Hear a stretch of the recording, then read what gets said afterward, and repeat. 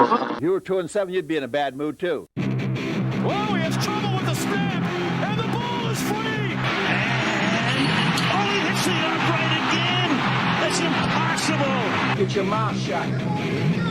Get your mouth shut. Jerk. The Bears' season's going to end on a double doink. If worms had machine guns, then birds wouldn't be scared of them.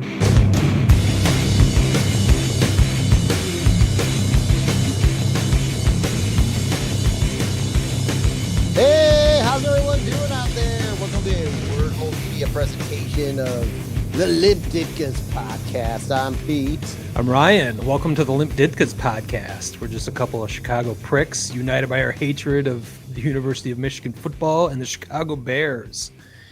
We're going to be talking about the Dallas Cowboys, Detroit Lions, unfortunately, Michigan State Spartans, and your Notre Dame Fighting Irish. And we're going to throw in a couple of little things. Unfortunately, on that one, too. We're going to have to talk about an urban legend, so to speak, out there. We'll wrap up the show with that. But Handsy. Let's go ahead and start with your Dallas Cowboys this week. Another win for the boys. Third win in a row. Let me ask you this. Can you believe? I mean, we're big baseball fans too, folks, in case you don't know that. Check us out at MajorLeagueAholes.com. The Major League A-Holes in the Hole podcast presented by Revolution Brewing. Yes, we are a quarter of the way done with the football season already. And I feel like we've barely started the football season. Yeah. Just crazy football, crazy fast. But the Cowboys were in their third game in a row. The number one defense came into town, the Carolina Panthers, and they did not leave town as the number one defense. In fact, I didn't see a minute of this. I know nothing about this game, so tell me more. So tell me more. So one of the things that was much talked about before the game was the fact that the Carolina defense had averaged they were the league leaders in only allowing 45 rushing yards per game this year. Like that's their average is 45 rushing yards. Just to put that in perspective, by the second drive of the game, Zeke Elliott had eclipsed that. Jesus. And by the end of the game, the Cowboys as a team had rushed for 245 yards. Wow. 200 yards more than what they had averaged. Basically, I did the math there. That sticks out in my head. Well, you don't know about everyone listening. No offense. Hope I didn't offend anyone. But anyway, basically, the Cowboys had complete control of this game in the second half. Carolina went into the locker room with a 3-point lead, and you're kind of like, all right, what's going to happen? They were getting the ball first in the second half too. So it was like, wow, this game could really turn itself on its head if the Cowboys don't get the offense like in full throttle. And they did just that. Zach was 188 with 4 passing touchdowns. I gave you the rushing numbers already. Zeke had a touchdown. What was the score? The final score was closer than the actual game. It was like 36-28. Whoa. What happened is there were a couple late sort of like 7 minutes to go touchdowns from Carolina, but the Cowboys iced the game by just running the ball down their throat to kill the clock. Good strategy. The other big news is Trayvon Diggs kept his streak intact of an interception in every game this season by doing 2 in this game. So he has 5 interceptions on the year. The Cowboys are tied for the Bills with a +7 turnover ratio so far this year. The Bills have 11 takeaways. The Cowboys have 10, but they're both +7. And that's really, like, if you're talking about the Cowboys, I don't think anyone's ever like been terribly worried. I know and this is with a healthy Dak Prescott, you're not terribly worried about their offense. It was, can their defense like stop people and getting takeaways? Yeah, and they're doing that this season. I mean, they were negative all year until maybe like the last 5 games, and like the defense like clicked for like those last 5 games, but they're all kind of meaningless. I mean, not totally because of the NFC East being so terrible, but it wasn't like they were, it just wasn't as meaningful as what's going on right now. And honestly, I mean, I don't see any reason why they won't just win this division. They got to play the Giants this week, and they should just trample them. Do you have a two game lead already, or just one game right now? One game. I think the Eagles are 2-2. 2-2. And we're 3-1. So, but I mean, I'm just like, I'm on cloud 9 about the Cowboys right now. Everything's like in sync. They've won every bet I've placed on them this year so far. So, everything's. What are your total winnings up to at this point? Well, it's kind of more. I'm kind of even because of we gotta tabulate this. I'll make a graphic. Some parlays that haven't come in, but some straight up game bets have worked out fine. I've only bet like $5, so it's not like big money or anything like that. Sure. So yeah, they play the Giants. Shut up. They play the Giants. So yeah, they play the Giants this week. That should be a win, and I don't think it'll be much of a Dallas challenge. Or at the Meadowlands? At the Meadowlands this week, but they're pretty bad. So, I'm trying to think. Oh, I knew there was one more thing, and it came up, and I didn't have time to put it in my notes, and I thought I was going to forget it, but I didn't. In kind of big news, the Cowboys released ex Notre Dame linebacker Jalen Smith this week, who was like a cornerstone of their defense in the past, but kind of fell off, and they weren't really using him much. So they just decided to cut him. He had $7.2 million guaranteed, but I mean, he was playing like well enough, but they've made so many defensive improvements that they were fine with just like, rather than holding him there, they just kind of released him, almost like go play somewhere else where you can get more playing time because of, how good of a guy he's been with the team, and the Cowboys do that from time to time. So he is a veteran linebacker out there. If someone needs veteran linebacker help, I might know someone. Yeah, you might. So that's all I've got for the Cowboys, unless you have any questions or anything. You said it was Jalen Smith. Yeah. The Lions could definitely use some defensive help, as the Lions did travel to my former home of Chicago, Illinois, to face the Bears, and came out with Bears embarrassing 24-14 loss. Oof. The Bears had 48 total yards the previous week in Cleveland.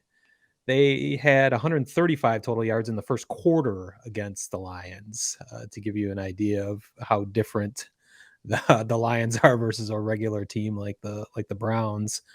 The thing was, as bad as the defense was, the Lions were actually moving the ball. They had first and goal to go on 3 different occasions in the first quarter, and came up with 0 points with 3 turnovers in those occasions. So Lions moved the ball plenty. They just completely fucked it up once they got inside the 10-yard line.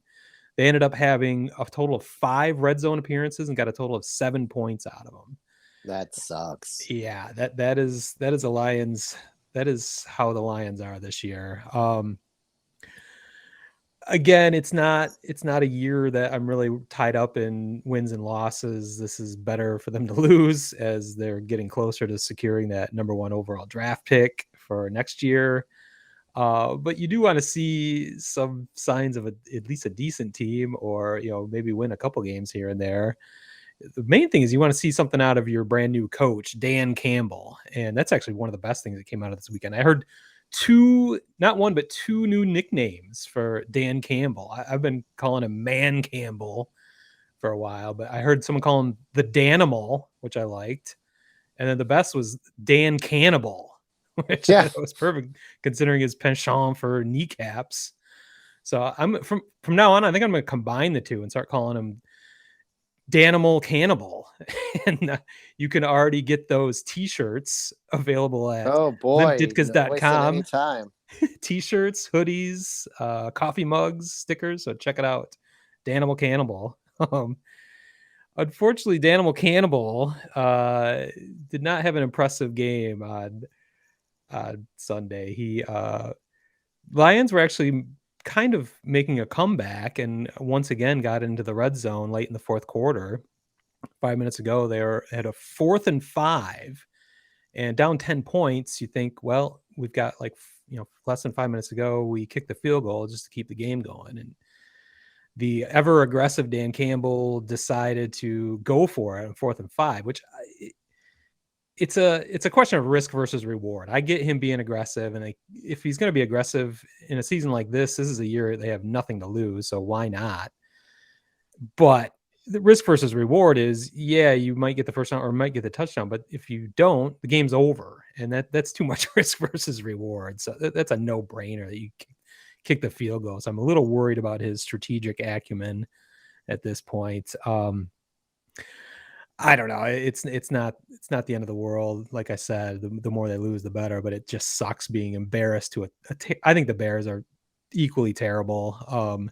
Lions could have easily won this game if they just hadn't turned the ball over 3 times in the Reds or inside the 10-yard line. That it would have been a very different game. So the Lions they're at Minnesota next week. That looks like a loss. They are starting to get the look of a team I remember from 2008 that went 0-16.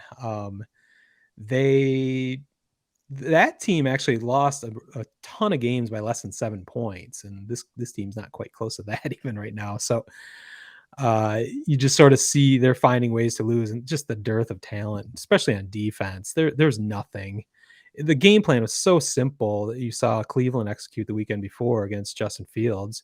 Just put pressure on him, and he struggles making decisions quickly. And the Lions either chose not to or could not put any pressure on him the whole game. And he looks like a world beater.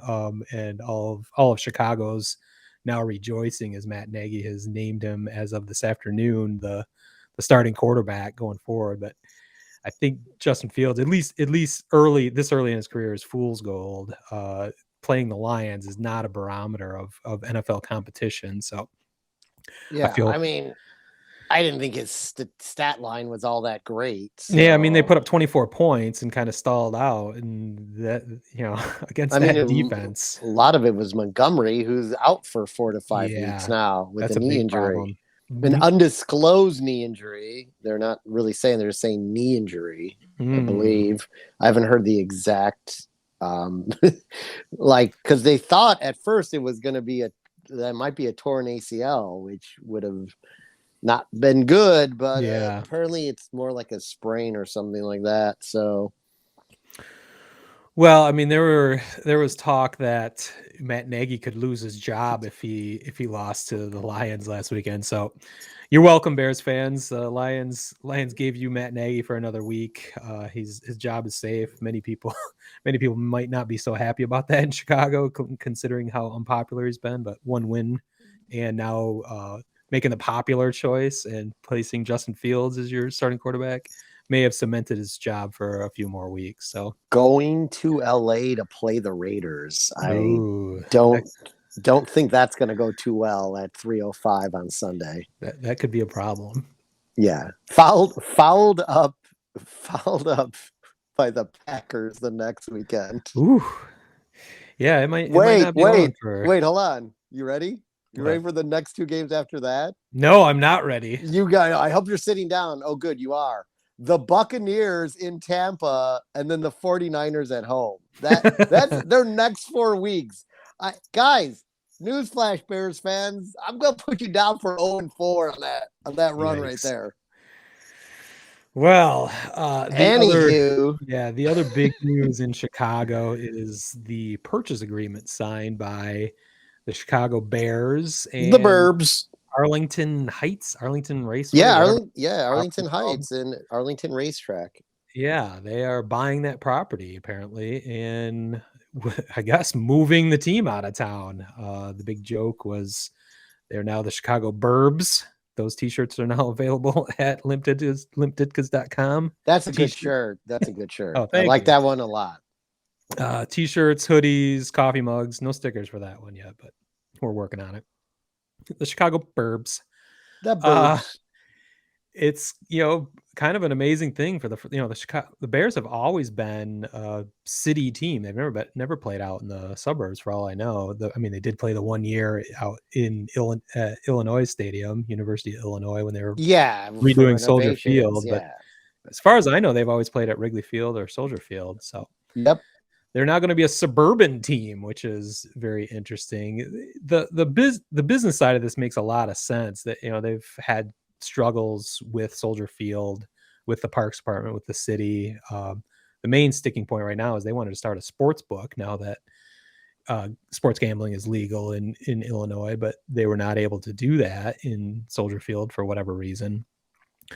So Arlington, the other issue is Soldier Field isn't big enough to host a Super Bowl, and it does not have climate control because it's not a domed stadium. So those are a couple things that were sticking in the Bears' craw. So you understand why they would pursue this, because the potential profits from owning your own sports book on top of everything else are ridiculous. So I get it. I feel like it's a little bit of a short-term play though, and not really well thought out long-term thinking. And let me spell it out for you. They're going to move out to the suburbs, and I don't even, I am suburban knowledge poor. You can help me out with the suburbs of Chicago. Where is Arlington Heights? Where is that? versus Outside of the downtown? city, it's Is it around the Schaumburg area. So it's like northwest, kind of Yeah, it's northwest burbs. yeah, in a not too crazy traffic day, you could probably get out there in like 30 minutes. Okay, that's not bad. I was thinking it was further than that, but it does. That lends itself to definitely a lot. Thousands of millions of Chicago suburbanites. The greater Chicagoland area being able to get there maybe a little bit easier than they would be able to downtown. But Chicago's not a small town in and of itself. So they are leaving a maybe not the most ideal NFL stadium, but it is a fairly new stadium there that the city is going to be desperate to fill with a reliable tenant, more than the Chicago Fire soccer team. I think that's not really going to pay the bills very well. But another factor that's kind of coming into this is the NFL is poised for expansion. And Chicago has been rumored to be a good candidate for a second NFL franchise, much like New York has for decades and now LA has. Chicago is a prime candidate for that. And now that a ready-made NFL stadium is opening up that will be vacant in some time, with a city desperate to bring in new tenants into that, and billionaires lining up at the NFL's doors trying to buy a NFL franchise and wanting to throw their billions of dollars in expansion fees into the NFL's coffers. There's going to be an expansion team in Chicago, and the Bears just opened the door for it. And I'm thinking that might backfire on them, as the Bears are, it's a Bears town. We're bigger. We're as big a baseball fans as any, but you got to admit that Chicago is a Bears town, and they're as popular as they are. They're very unpopular at the same time. Mainly their ownership is unpopular, and mainly because their performance has been so mediocre for decades. And if that continues, even in their new digs out in the burbs, if they allow another NFL franchise to move into their old territory, I think you could see the town, definitely splitting their interests between the Bears and this new team. And if somebody like Jeff Bezos comes in, or there's the people we're talking about that are interested in NFL franchises are heavy hitters.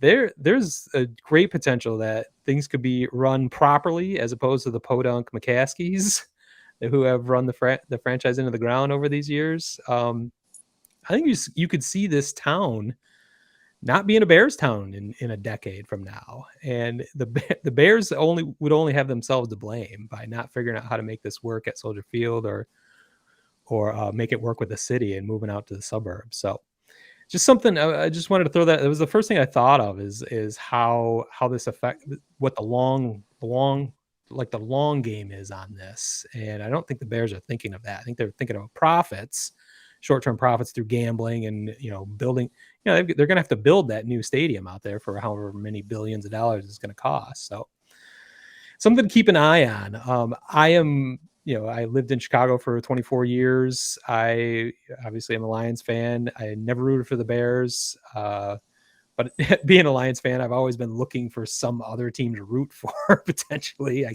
can't find a way to do it, but I would root for an AFC team in Chicago for sure. And I the think Chicago Dogs. Yeah, there's a lot of transplants in Chicago, a lot of people that are maybe disgruntled with the Bears, a lot of people that live in the city that want to go see NFL games without having to go out to the suburbs.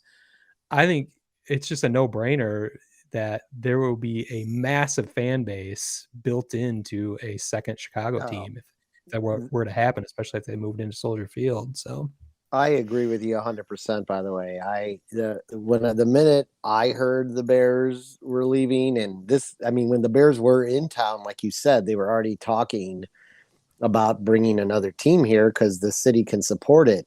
But if you look at the Bears play, the thing that's interesting for them is where they're going and where they're going to be located. There's enough population just out that way to support them.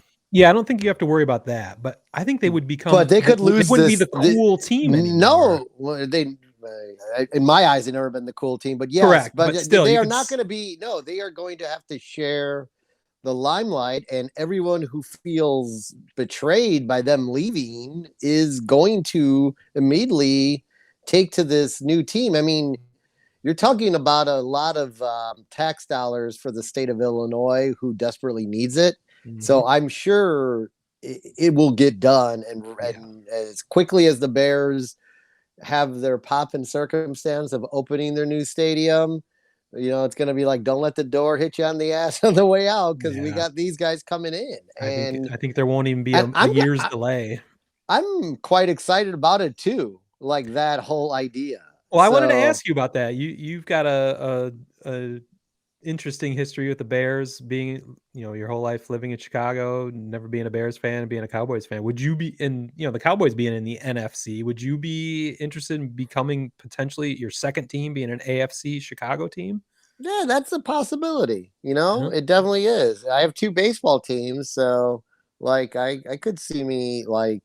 I kind of float on teams like I kind of like in the NFL that I'll like kind of root for in games. Yeah. Like, from time to time. Everybody besides does the that. Cowboys. Yeah, everyone does that. I tried to switch allegiances when I was a kid. Like at one point I was going to be a Chargers fan with like the Dan Fouts era and the, John Jefferson, Kellen Winslow. It just doesn't stick. But me living in Chicago for all those years, and obviously hating the Bears, I would be all in. It's so easy for a Lions fan to look elsewhere. But I was just wondering if it was similar for you. But it's a little bit different story. But I think that proves there's a lot. I mean, we're two strange examples, I guess. But the market can definitely support two teams, and I think that the AFC team, that new team, could become the shit quite quickly in a town of that size. So in a town of that size with ownership that's willing to actually spend money, it's over. Like there's spend money properly that might know what the fuck they're doing, as opposed to the current Bears ownership. So I thought that was interesting. I thought that was of note. I just find it hilarious that this the Bears are basically the architects of their own demise potentially. They're going to go from the prom queen to the to whatever the not prom queen is. I don't know that the non-prom queen, but you know what I'm saying. city while baseball divides it, and then hockey's not as popular of a sport as football. So and then there's basketball, but like there's something about, and you said it, like it's a Bears town. Like everyone talks about the Bears and reacts to the Bears. Everything the Bears do is differently than any other team in the city.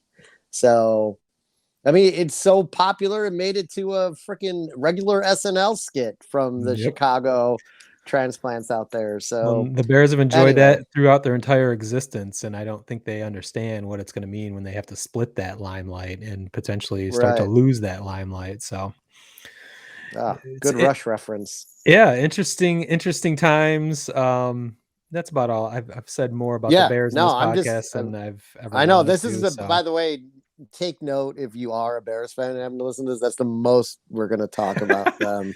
Mainly about your demise. So yeah, so we took great pleasure in it. well, at that, right. I think that's all we've got for the NFL this week. Unless you had any picks we should talk about, or wait, I've got my PV's upset special. specials.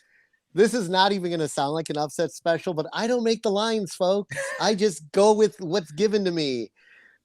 Currently, the red hot, another great defense in the NFL, Buffalo Bills are underdogs against the limping along Kansas City Chiefs this weekend. Wow. Now, they're underdogs because they're traveling to KC, but to me, that doesn't make a difference. If you're an outdoor team going to an outdoor stadium, there's not a huge advantage. Now, the spread itself is +3, which we talked about, is almost like a pick 'em in the NFL. It's basically saying, but the money line's +126. So, if you just take the Bills straight up, there's a much better play there. And I would, the Chiefs have just getting back to like who's not playing well. I mentioned earlier in the Cowboys segment that the Buffalo's tied with the Cowboys at +7 for turnovers. The Chiefs are -3.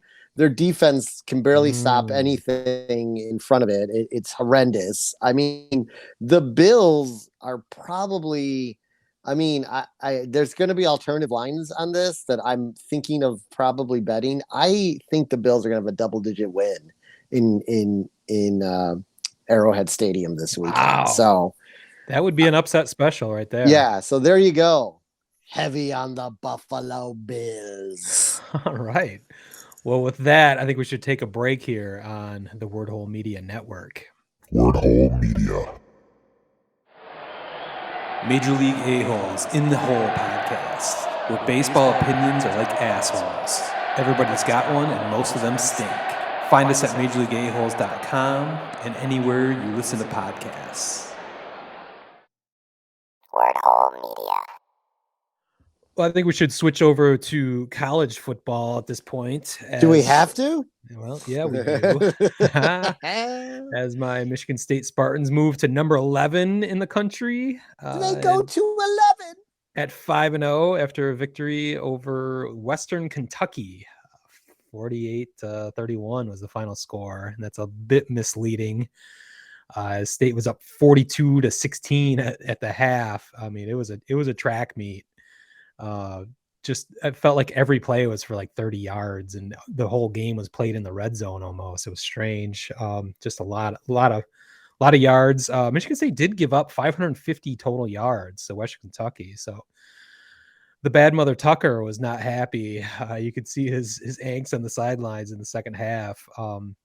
As I think Michigan State kind of took their foot off the gas a little bit after having such a big halftime lead, but it's a little bit understandable. But I like, of course, I love Mel Tucker, and I like how he's always a little bit surly, and just doesn't find it acceptable to be giving up 550 yards to a team like Western Kentucky, even though they have a pretty impressive passing attack. What was very impressive on the offensive side for State, of course, was Kenneth Walker III. He is still on Heisman watch, as he is still leading the country in rushing. He's rushing yards. He's 7th amongst running backs in touchdowns with 8 now, as he had 126 yards and 3 touchdowns. looking good, and he's got opportunity to build on those in the next couple weeks as they're at Rutgers and Indiana before the big matchup against Michigan. Rutgers got killed by Ohio State, even though I think it was the previous week, they almost beat Michigan. So I think State's a little bit inflated. They should. I mean, they're number 11 in the country, and I keep saying they're playing mediocre competition. But at some point, I'm gonna. I think all of college football is mediocre, and the State's just the 11th least mediocre team, I guess. When you figure it that way, State's 5 wins come against three teams that have 3 losses already. So kind of got to take things with a grain of salt. But I'm just hoping they can get through Rutgers and Indiana just to get to that Michigan game undefeated, as it looks like Michigan might do the same on October 30th. Michigan got their win this week at Wisconsin, the big game. It was the first time Jim Harbaugh has won a game on the road as an underdog. He has not done that in his entire Michigan career as coach. Wow. So that was a big day for Michigan. So, it's weird. Like I think of State and Michigan as kind of, like I said, a little bit inflated. I'm not sure how great they really are, but I think they're kind of similar in those ways. So that's why I'm hoping they at least both get to that October 30th game undefeated, so we can settle this shit once and for all, as State has a 1-game winning streak right now. Mel Tucker is undefeated against Jim Harbaugh. So hopefully to carry that to 2-0 in less than a month. So we've got that to look forward to. There was another pretty damn large game, which was played in the middle of the afternoon between 2 top 10 teams in South Bend, Indiana. I was surprised it wasn't the late game, the primetime game, but they decided to play that in the afternoon. I wonder what your thoughts were about that Notre Dame Cincinnati game. Well, they knew to play it in the afternoon because it was mirrored in mediocrity. Notre Dame, everything I talked about the week prior just came to fruition against a better team than the formerly ranked Wisconsin Badgers, and Notre Dame's offense limped along again. We got another week of under 100 yards rushing. On 28 attempts, they rushed 84 yards. That's 3 yards a attempt. That's wow. That might not be a terrible game in the NFL when it comes to controlling the clock, and that is good. Just a horrendous. That is a horrendous game. A horrendous game in a college. Is game. Cincy known for their run defense, or they're just a solid team all around? They're just kind of solid, but they're not that solid because they rushed for 89 yards. Notre Dame passed for 257. Cincy passed for 297. They outdid Notre Dame's offense by 45 yards, and you would have thought that they just dominated the game. What they did dominate the game was Notre Dame miscues, and that was the frustrating part of the game. Notre Dame could have probably squeaked out a victory here, which would have been equally as impressive as the victories before. But they could have done it if they had just held on to the ball. But they doubled down on turnovers, and it was when we were watching it together, it was in their end of the field, which is like the worst thing you can possibly do. And it just set Cincy up for easy scores. The Notre Dame defense played okay. I mean, that wasn't really their issue. It was just another week of poor offensive line play. So no running game gets going, and it allows your opposition just to sit back and play pass defense. And that's not going to work with the level of quarterback that Notre Dame has this year. I don't know what this week, what this week is going to bring for them. Who are you playing? They play Vatech, who's 3-1 in Virginia. So it's that's a 6:30 game for some reason. Okay. Lane Stadium, or as Canopic likes to call it, Lane Stadium. Lane Stadium. I like that. Yeah. It's a 25-year-old joke. So I mean, I could see them losing again. I mean, Not easy. they've got to get to what Notre Dame football is about, and that's controlling the running game. I mean, that's why Michigan's 5-0. They can run the fuck out of the ball. They That's can. part of state is doing well. They can run the fuck out of the ball. So it's like, figure that out, because that's what Kelly should be focused on. Football's a pretty fucking simple game when you boil it down. If you can run the ball, you're going to be in pretty good shape. So figure it out. Yeah. So I mean, I'm in a way, I just kind of exhale on the fact that they lost, because I'm like, I thought they would get into the college playoff because I thought they'd have an undefeated season, but then I just knew still don't have a good enough team to beat like in Alabama. Right. So now I don't have to suffer through that misery. It's a positive. It's a different sort of misery. It's more of like, just like I can kind of just sit back and hope that they see improvements by the end of the season to set up the next year. It was a weird Saturday overall, because two of our picks are not going to be in the college football playoff now, because Oregon got beat upset by Stanford on Saturday too. So our predictions are already burning up. Yeah, that would be fun to look at as when the final four of the college football playoffs are announced, how poorly or how well we picked. But yeah, we've got two that are most likely out already, but you never know. We'll see how things play out. Yeah, I mean, I'm shocked that Notre Dame only fell to like 14-13. Like, I had them in my I had them like going to like 18-20 maybe, or 20-18 either way. Like, because but like you said, we're the ones looking at the stats, or sports shows are looking at the stats more in depth, and there's nothing to me that says they may. I mean, I know they've only had one loss, but like should they even be ranked? There might be a lot of one loss. Good. There might be a lot of one loss teams out there. So what's that? There might be a lot of one loss teams out there. Can you hear me all right? Yeah. Cool. But speaking of that, I think we are now through week 5. After week 6, that'll be our next show, LDP number 20. I think that's when we'll debut our the Limp 6, our top 6 in college football. We'll do our rankings committee meeting, and we'll come with our own rankings, and you and I will talk it out and come up with the official Limp 6 after we have a full 6 weeks in the books, and you can actually measure teams based on 2021, not on reputation or what happened last year. So a big thing we'll cross off the list is the Penn State Iowa matchup this weekend between two top 5 teams. So that's going to be a blast. I can't stand either of those teams. It'll be a fun game to watch though, regardless. So so after that, we'll be able to put that together for you next week. So start doing your homework.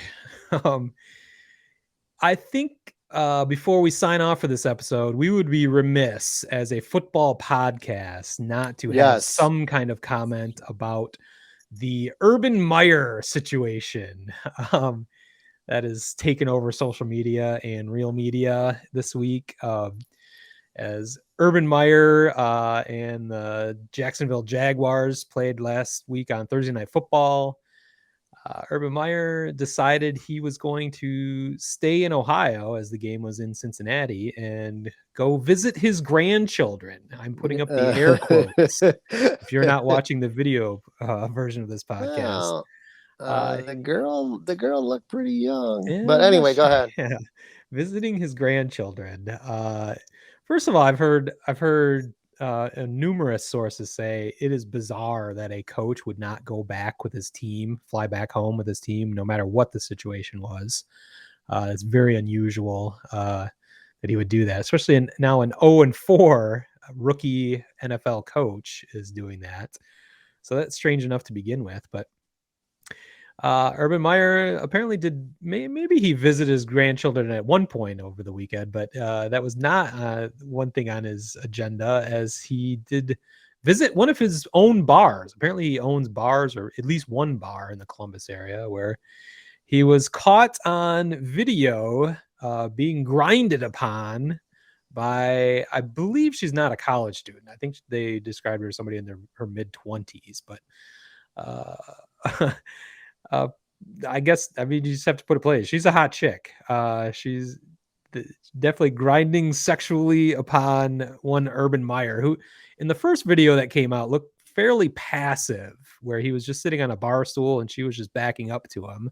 Yes, at the first video, I was a little less like, I'm like, well, it looks like he's not even comfortable. He didn't look comfortable even. He His looked hands were wasted. like, It looked like he was yeah, and his passing hands were out, or just like he was up against him. But like, if you noticed on the initial video, yes, that like his hands were just like sort of like tucked in between his legs. Who yeah, knows what was real? he didn't look But all didn't- that active. He wasn't active as part of the No. active grinding. He was No, more he was passive. But at that point. He was not. he was But doing there's little to more. stop, doing little to stop what was happening, and clearly did not give a fuck. He looked paralyzed. Yes. Yeah, but a second video emerged later this week. Yeah, where it sure did. he looked far more active. And I heard someone describe it as he was trying to teach her how to take the snap from center, as his hands were very active in a region where would not be typically active in typical social interactions. So yeah, he was getting very familiar with this girl, and he has subsequently apologized. He apologized to his team. Yeah, he needs to apologize to his wife, who, I don't know, maybe she's into it. Who knows? But maybe they have some kind of arrangement where it's not that big of an issue. But he wasn't trying to conceal anything. This was very public. I can't believe he's just that dumb. I think he just he has to. Fuck. Yeah, don't you think he kind of has to be? But in that statement you just made, doesn't that make him kind of dumb? Because you have to realize, like, the day and age we live in, it's not going to go undocumented. There's a couple ways to look at that. I think maybe he felt like he was in a protected area. It's his bar. He's in Columbus. He's a legend. He didn't think anyone would, he just feels like he's above the law, above everything, where, even, those are his people, so they wouldn't betray him or betray that confidence. But that is dumb. The fun conspiracy theory out there is that he's purposely sabotaging his career in the NFL so he can take the newly opened USC job back in college, where he would be a god again, as he's been a god in Bowling Green and in Utah and in Florida and in Columbus, Ohio. He could be a god in Southern California, after he realized quickly that his foray into the NFL was a big mistake. I think that's ridiculous. There's got to be better ways to, less embarrassing ways to get out of a contract. But you could say, I'm not fit for this job. I like to resign he's done this. He's done that before. He's got headaches and he's got to take a leave of absence and retire, and then he can eventually take another job. So I think that's a fun conspiracy theory, but I think it's bullshit. But I don't know. It's just, a lot to process there. Apparently he still has a job. There are rumors that he has completely lost the locker room. And yes, I read that several different articles, that he barely had it to begin with at that point. He had very little credibility to begin with, and now this is just the end of it. He apparently didn't meet with the whole team to apologize. He was meeting with position groups, at which, as he was exiting whatever meeting room they were in, they all broke out in laughter. So I think his time, might be short there. I think there's more. I guess if he was going to get fired, it probably would have been this week. But you never know with Urban Meyer. There's more to come, and they are battling the Lions for that number 1 overall draft pick next year with an 0-4 record. So there was an interesting post earlier in the evening by his wife, because apparently he was out because of someone's birthday, and she made a post. And when people initially saw the post, like later on, they thought, wow, she doesn't really give a shit about the video. But if you look at like when the birthday post was made, it was at the beginning of the night, and she said, "Oh, he deserves it, letting off some steam for blah so and so's birthday or whatever. I'm at home making cupcakes or something. It's something funny like that, Yeah. but like whatever. Something a grandma might post. Yeah, right, exactly. And then then the rest of the night ensued. So I did see his comment. Did you see his comment that a little bump in the road went to derail 37 years of marriage? So, Wow. I mean, I guess if you go in with that sort of attitude, all right. Yeah. Who gives a shit? Something tells me they have an arrangement that works out well for both of them. They might. I mean, we don't know, and I don't need to know, to be honest. I'm fine with ending this conversation right here. I don't need to know his intimate details. All I would say, like we've commented about other individuals in other sports on Major League A-holes in the hole, that